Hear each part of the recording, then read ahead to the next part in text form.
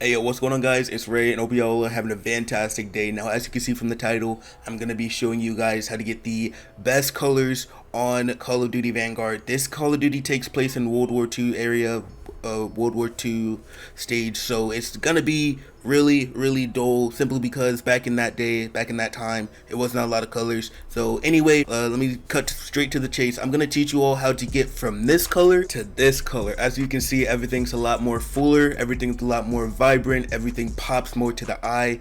So if you guys are looking forward into learning how to do this, stay tuned. I took the top off, I'm dripping like hot sauce.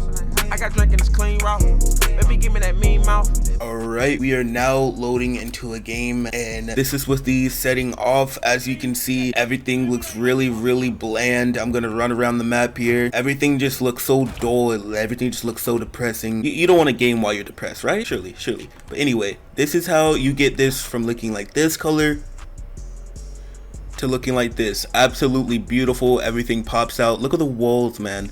The walls are more colorful, they're more vibrant.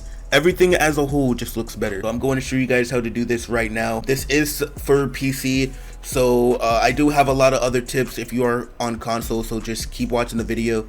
And yeah, so at first, this is a game filter. I'm using GeForce Experience, guys. This is what the game looks like with it off.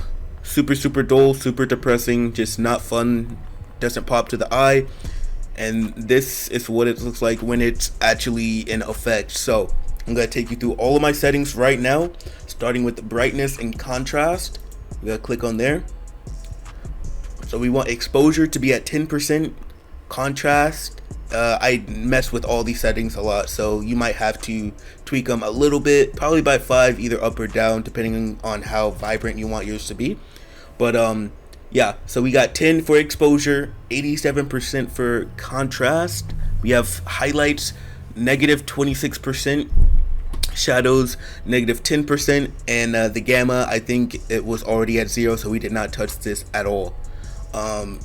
Fair warning, when you are using a game filter, especially NVIDIA game filter, it does take away about 10 to 15 frames per second, but there are multiple ways that you can do to rebuttal that, and I will show you those methods in this video.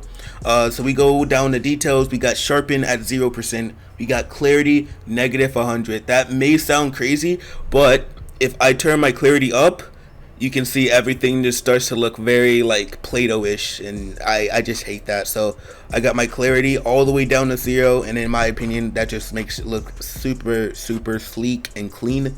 So definitely toy around with that if you want to. HDR toning, I have this at 61%, and my bloom I also have at 0%. And the last setting you want to have is your color, of course.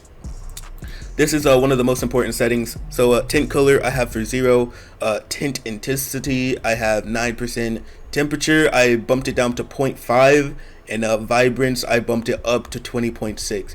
Definitely mess around with these settings. You don't have to use mine, even though I personally think mine look very well, very put together.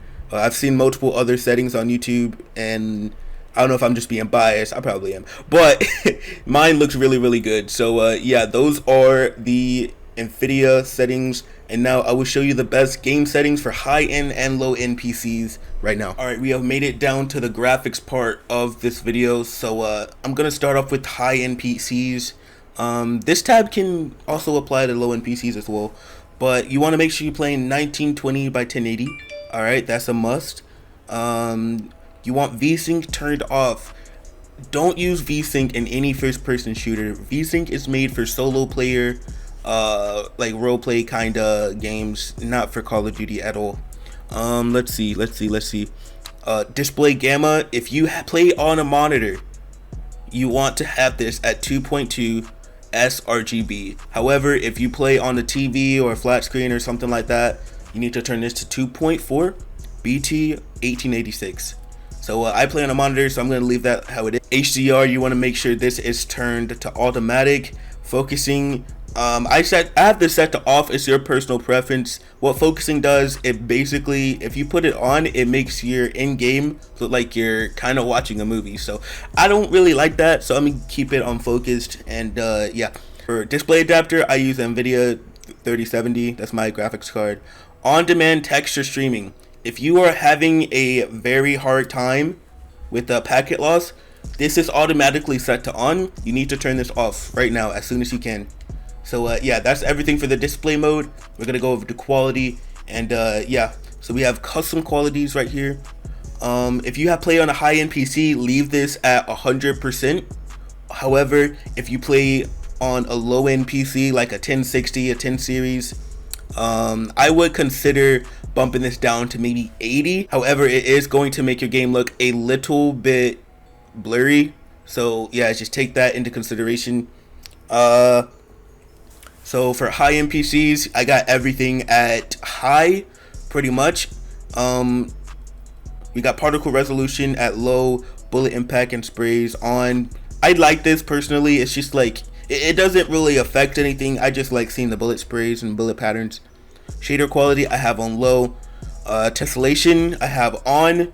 You can turn this off. Again, it's just like a subtle detail that doesn't really matter for FPS. But for the most FPS possible, you can turn this off. I just have it on. Level of detail, I have it on long. Nearby, detail, cluster, draw distance, I have all this high. Volumetric lighting, I have at a low as well. Off, low. Yeah, I'm just gonna scan through here a little bit. As you can see, most of the everything is on low. For anti-aliasing, I play on Filmic SMAA T2X, and I play on a high anti-aliasing quality. We'll keep going down. That's pretty much it. And yeah, for VRAM usage, I have at 90% because I want to max out the amount of VRAM I can use on my game. And for my FOV, I play on a 105 FOV. I was at 120, but 105 feels more consistent in my opinion.